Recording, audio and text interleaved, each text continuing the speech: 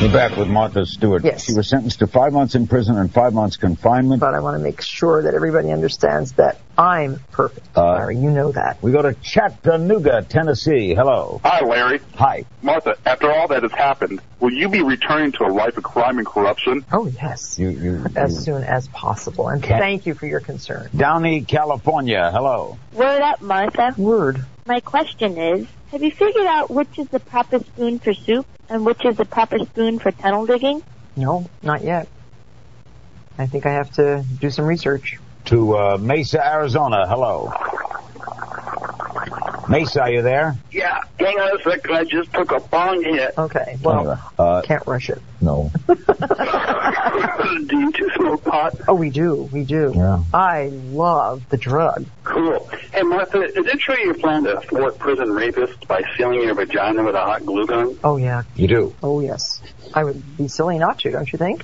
Martha Stewart. Thank you. I appreciate your coming. Thank you. See, that's what they do to Martha. Yeah, who made that? I didn't make it. You didn't make that. No, but I want to do this. Rosie O'Donnell for the hour.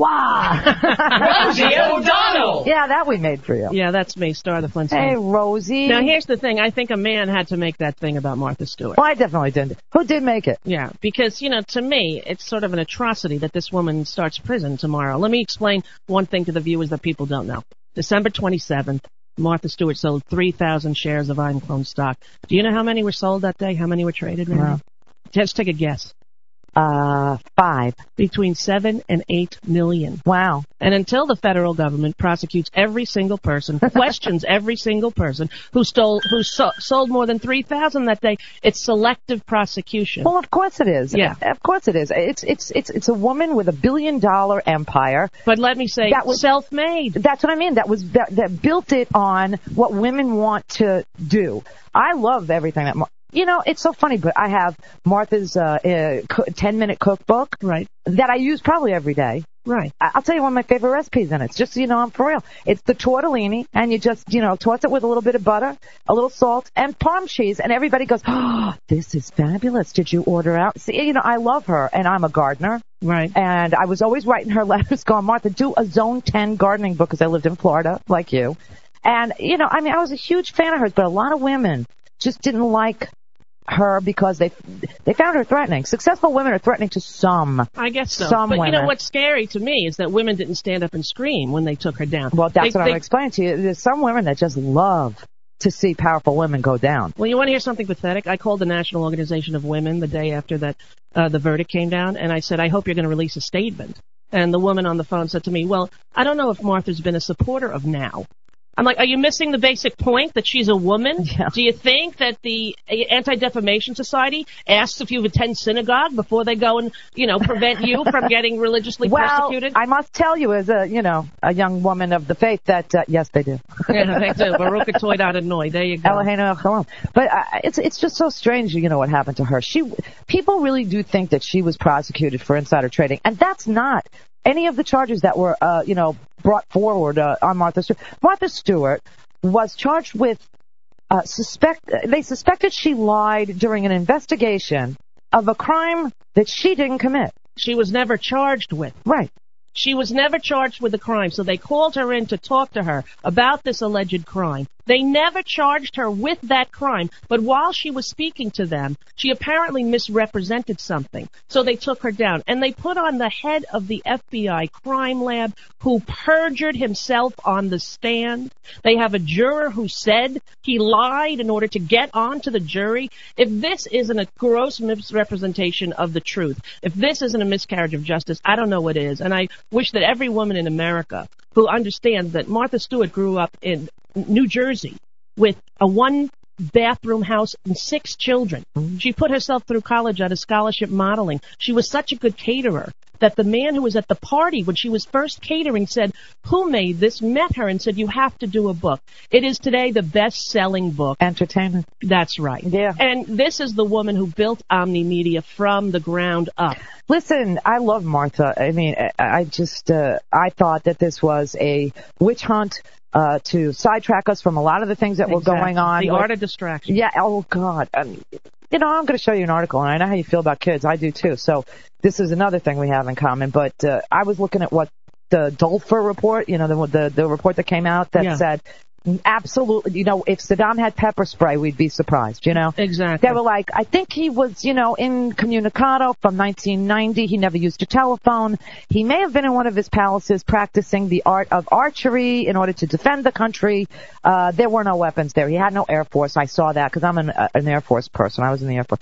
And I saw that day that we attacked him. I said, oh, my God, the country's unarmed. There's not an airplane in the sky. Well, how about when they showed the photo of what they said were the portable weapons labs of weapons of mass destruction? That's like a trailer park from Arkansas that they sepia-toned. Here you go, America. Here's the reason that over 1,000 of our young bravest are dead. Well, you know what I loved the best of Cohen's presentation? The thing I loved the best was, first of all, Cohen had already said he was sure that there were no weapons of mass destruction. Containment had worked. The embargo had worked. This was right at the beginning of the Bush administration.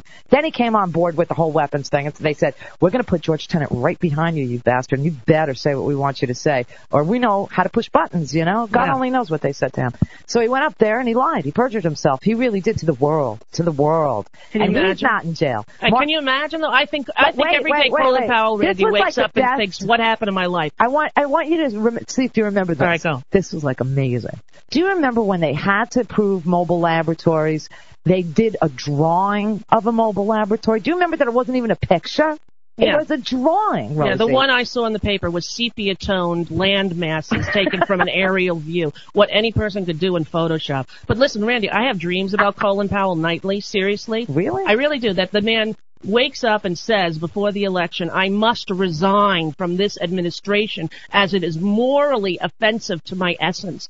I keep visioning this man stepping into what could be his destiny, his legacy, this is an unbelievably talented man, gifted, and to be associated with this administration full of crooks, I think is going to be the one thing in his life that he would change if he could. Well, I read his book, American Journey, and, I read it a book on tape because I used to have to drive, I don't drive here anymore. You still live in Florida? I have a house there, yeah. Yeah, I do too. Isn't that weird? I love it there, truthfully. I do too. I know where you live. I would love it there, but I'm up in Lake Worth. But the freaking hurricanes, I swear God is saying something. I really do. And now Mount St. Helens, it's practically erupting vote for John Kerry and smoke. Yeah. It's trying to send a message, this whole universe is. Well, and the debates did it just as well as Mount St. Helens did. I think, to see the difference between, in both debates. But I read Colin Powell's book, and Colin Powell had this thing after Vietnam, just like John Kerry did. I mean, it was the same exact reaction. That war could never be repeated, that you should never, ever declare war based on a theory. And the theory, Vietnam was fighting communism, the domino theory. If Vietnam fell, Japan would fall, they'd all go communist. Meanwhile, Vietnam is communist, China is communist, and everybody trades with both countries. But okay, so he came out and he said, I'm going to write a doctrine for war called the Powell Doctrine. Mm-hmm. And it's in this book, My American Journey. And what it says is that you don't fight a war unless you've been attacked, unless there's an imminent threat, and you're preempting, missiles in the air, and you're shooting them down.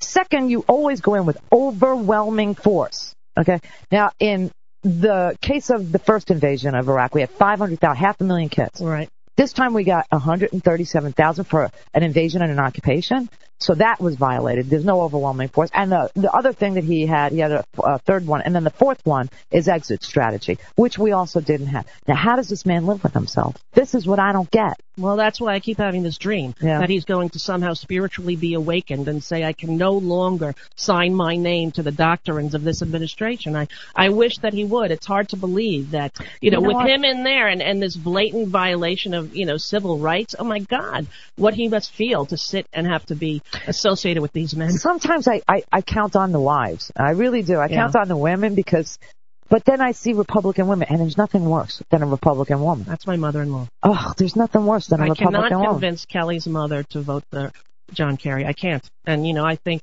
it's sort of like after today? Yeah. Kelly's mother, I need to tell you, I don't know, how we're going to get this to her, but Kelly's mother, you need to hear this. Today, when this Dulfer report came out, and it absolutely said sanctions worked, weapons inspectors worked. There were no weapons of mass destruction at all. None whatsoever.